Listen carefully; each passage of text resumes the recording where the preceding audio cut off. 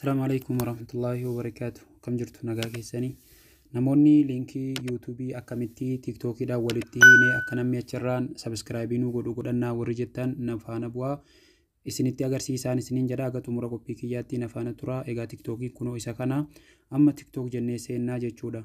Yeroo kanatti TikTok keessa gallee jennee bakka kana tuqnaa jechuudha. Kunoo bakka kana yeroo tuqnee jennee bakka mataa keessanii egaa profaayilii keessan jala galtuu jechuudha.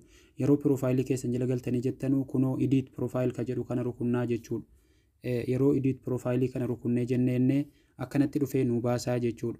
Inni akkasitti dhufee nu baasee jedhee kunoo YouTube ka jedhu kana rukunnaa kunoo bakka kanaa jechuudha. Bamma kanis rukuttanu bakka kanaa jechuudha. Kunoo bakka nama itti maree kana rukuttuu jechuudha. Add YouTube to your profile ka jedhu egaa linkii keenya finnee YouTube irra TikTok irra yeroo bakka maa rukunnee jennee emailii keessan itti galfattuu jechuudha. Yeroo emailii keessan isin gaafatee jedhee anamma emailii kan koo itti gasheen jira. Ergan emailii koo gadi rukutee jedhee egaa emailii masin mobaayila keessa irraa qabdanu isinii baasa. Sana booda allow ka jedhu kana rukunnaa jechuudha. Sana booda allow ka jedhu kana rukunnee dabarraa jechuudha. Gara YouTube keenya waan asirratti ol baafataa jirruuf amma kunoo naannessu jira iddoo kana sila maqaan koo hin jiru kunoo la rashaatuubii ka jedhu fidee ofuma isaatii naagashee jira jechuudha.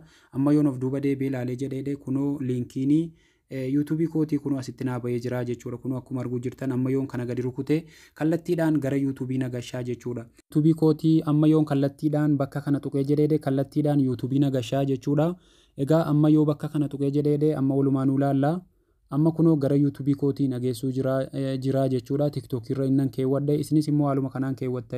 Kunoo akkuma arguu jirtanii kun egaa amma YouTubein kuni kan kootii jechuudha. Kunoo mallattoo subscribe kanallee asumaanuu subscribe naa gochuu hin dagatinaan isiniin jedha. Rashaad tuubii ka jedhu kana na guddisaan isiniin jedha. Egaa akka wal gargaarru Oromoon isiniin jedha. Egaa viidiyoo kan koo videos bakka jedhu kana tuqxanii egaa viidiyoon hanga yoonaa gadhiisaa ture kunoo waa hedduudhaan isiniin jedha. Kana as keessa seentanii dhaggeeffachuu dandeessuun isiniin jedha. Egaa haalli itti linkii YouTube irra keewwatamu isinii galeera dheetan abdii qabaan isiniin jedha. Obboleewwan kiyya aga barnoota biraatii walitti deebinu nagaa rabbiitti naa turaan isiniin jedha. Isiniin jaalladha. Bye bye. Waan isiniif hin galle immoo TikTok irrattis koomentii kana YouTube jalattis nagaafachuu dandeessu. Isiniif han deebisaan isiniin jedha. Ciao. Bye bye.